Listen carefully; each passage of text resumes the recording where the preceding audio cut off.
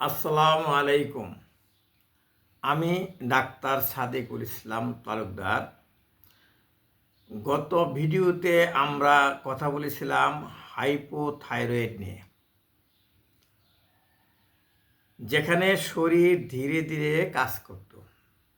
হাইপোথাইরয়েডে শরীর ধীরে ধীরে কাজ করে, কিন্তু যদি শরীর উল্টো অতিরিক্ত দ্রুত কাজ করতে শুরু করে, তাহলে ওটা তো শরীর ধীরে ধীরে ধীর হয়ে যায়, স্লো হয়ে যায়। কিন্তু তার উল্টা যদি হয়, দ্রুত কাজ করে শরীরে,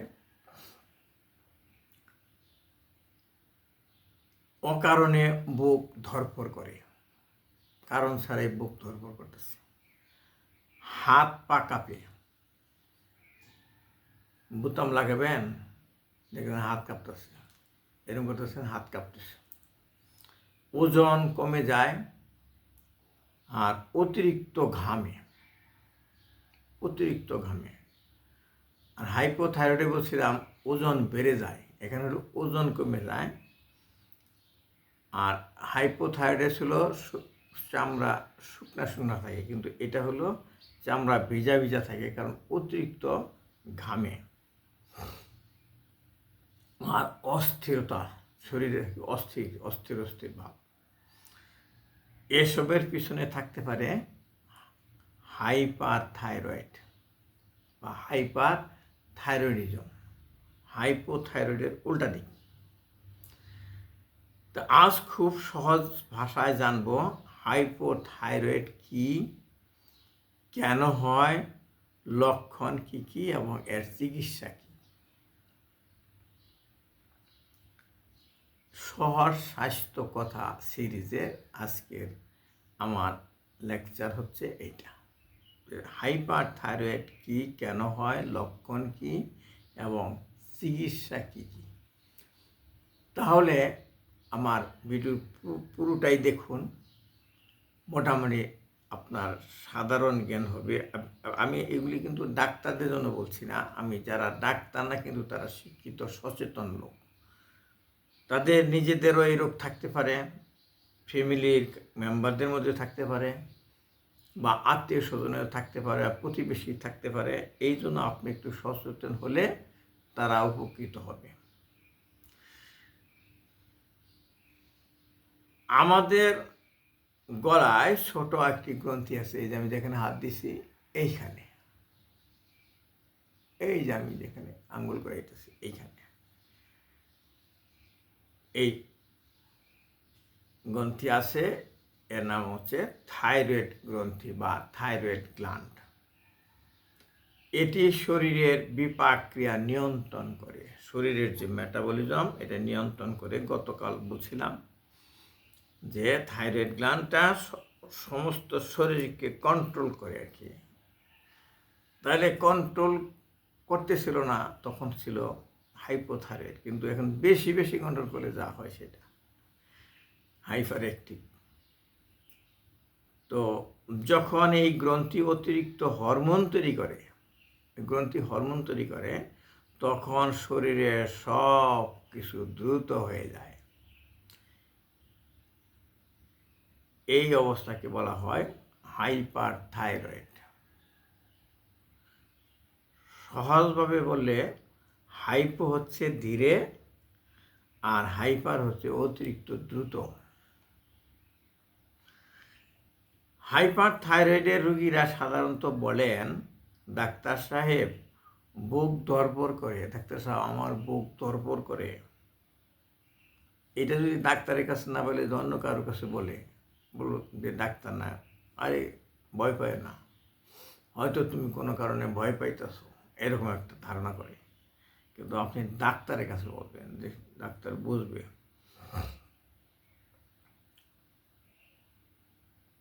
হাত কাঁপে,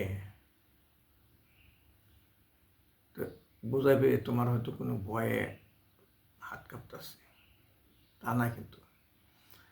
আর ওজন কমে যাচ্ছে, অথচ খাওয়া কমায়নি, খাওয়া ঠিকই চলছে কিন্তু ওজন কমে যাচ্ছে। আর সাধারণ লক্ষণগুলো কি কি?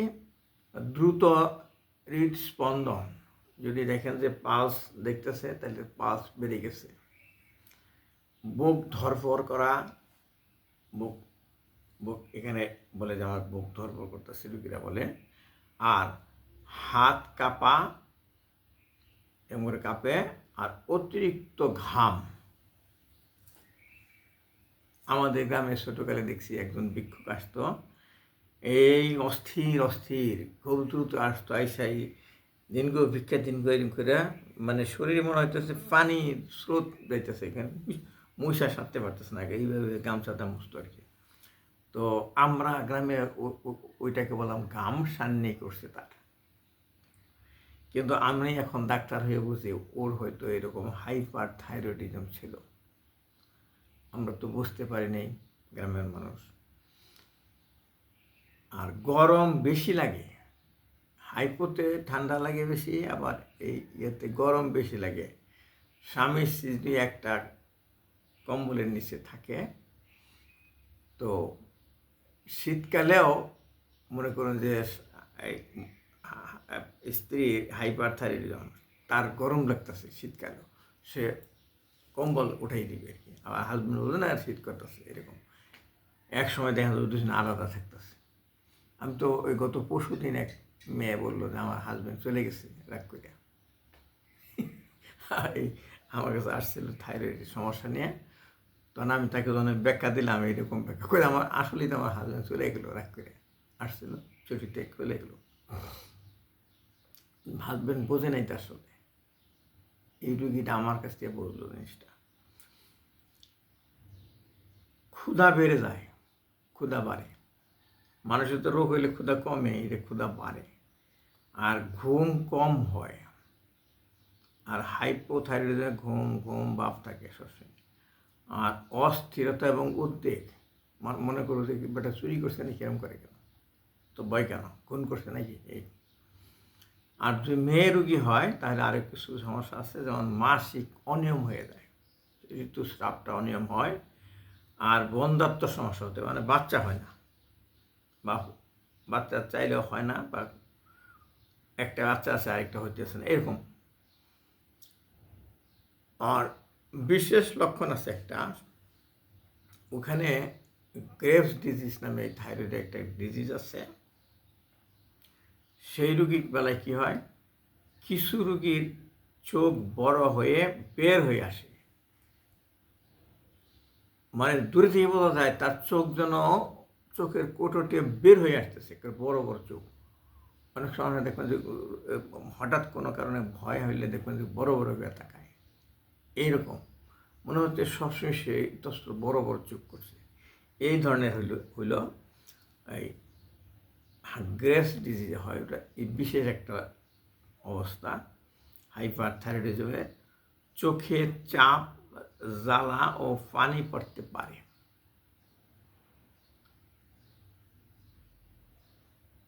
তাহলে এগুলি কেন হয়?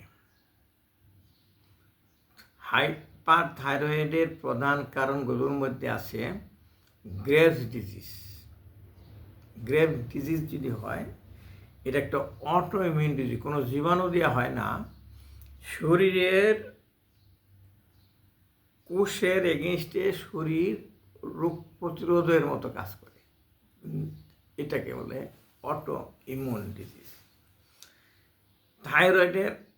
থাইরয়েডে নোডুল থাকে, থাইরয়েড এক্সট্রা নোডিউল, কত পরিমাণে একটা আছে নর্মাল স্বাভাবিক, কিন্তু আলাদা যদি নোডুল হয় সেখান থেকে এক্সট্রা থাইরয়েড হরমোন তৈরি হলো, তাহলে ওইটা হাইপার থাইরয়েডিজম করলো। আর অতিরিক্ত থাইরয়েড ওষুধ যদি খায়,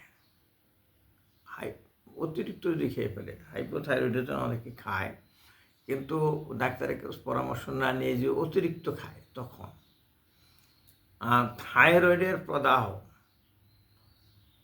থাইরয়েডের যদি ইনফ্লামেশন হয়, থাইরয়েডাইটিস, তাহলে হতে পারে।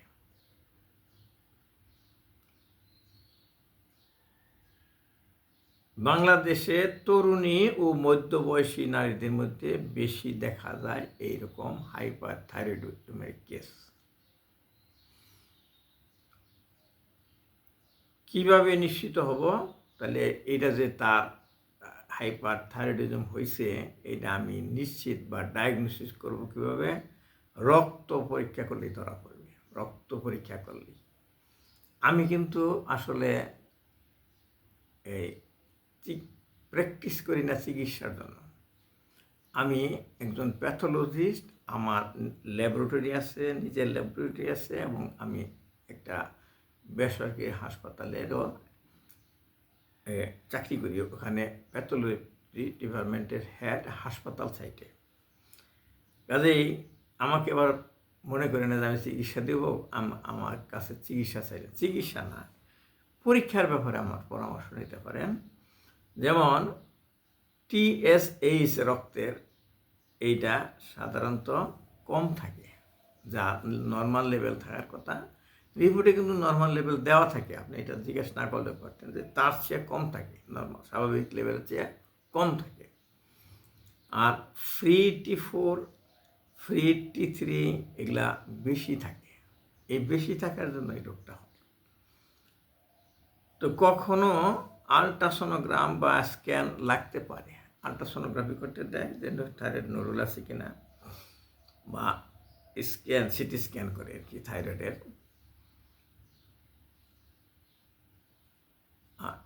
নিজে নিজে ওষুধ খাবেন না। আবার যে আমি বললাম এটা শুনেই মনে করবেন যে আমার হাইপার থাইরয়েডিজম হয়েছে, আমার আত্মীয় হয়েছে, ওষুধ শুরু করে দিলেন, তা না। কিন্তু অনেক আছে না, ইন্টারনেট দেখে আইছে এটা রোগ তো জানি, ওষুধ তো জানি, খাই, এটা ডাক্তারের কাছে গেলে 1000 টাকা নিবে, আর পরীক্ষা দিবে কয়েক হাজার টাকা। কাজে নিজে নিজে ওষুধ খাওয়া শুরু করে দেয়। বেশি চালাক, অতি চালাকের গলায় দড়ি। তাহলে চিকিৎসা কি? ভালো খবর হলো এর চিকিৎসা আছে। অনেক রোগের চিকিৎসা নেই, কিন্তু এর চিকিৎসা আছে। চিকিৎসা 3 ভাবে হতে পারে। একটা আছে ওষুধ খাওয়াইয়া হতে পারে, আরেকটা আছে রেডিও আয়োডিন থেরাপি দেওয়া। রেডিও আয়োডিন নামে একটা আছে, এটা থেরাপি দেয়, এটা দেয়া বিশেষ বিশেষ কেন্দ্রে দেয়, বিশেষ করে পরমাণু চিকিৎসা কেন্দ্রে। আর আছে অপারেশন, অপারেশন করে ওই যে বেশি অতিরিক্ত যে নডুল আছে ওটা সরাই দিল, বাস। বেশিরভাগ ক্ষেত্রে প্রথমে ওষুধ দেওয়া হয়। গুরুত্বপূর্ণ কথা হচ্ছে নিয়মিত ফলো আপ জরুরি, মানে মাঝে মাঝে নিয়মিত ডাক্তারের কাছে যেতে হবে, আর ওই পরীক্ষাগুলি করতে হবে, ঠিক হয়ে গেল নাকি বেশি আছে বা কমে আছে। আর হৃদস্পন্দন বেশি হলে আলাদা ওষুধ লাগতে পারে হৃদস্পন্দন কমানোর জন্য। আর চিকিৎসা বন্ধ করবেন না নিজের ইচ্ছায়, যে এখন তো মনে হয় ভালোই লাগতেছে বন্ধ করে দিই, তা না, ডাক্তার বলবে। তারপর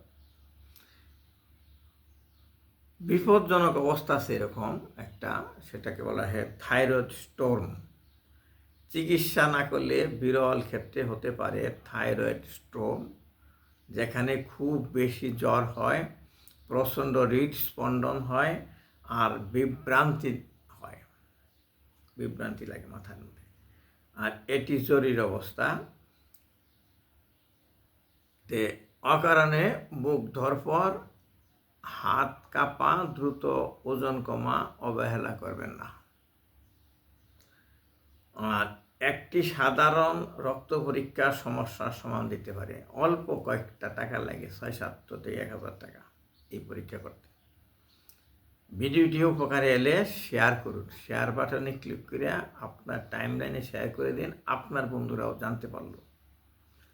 তো অনেকে দেখি এটা বোঝে না, যে একজনের ভিডিও বা আরেকজনে শেয়ার করলে কী ক্ষতি। শেয়ার আমরা করতে বলি, আরও শেয়ার আমরা করতে বলি, আমাদের উপকার হবে, আপনাদের উপকার হবে, আর আপনার আত্মীয় স্বজনের উপকার হবে, আপনার বন্ধু বান্ধবের উপকার হবে। তাহলে উপকারের কাজটা আপনি কেন করবেন না? এটা শেয়ার করতে তো খরচও লাগে না।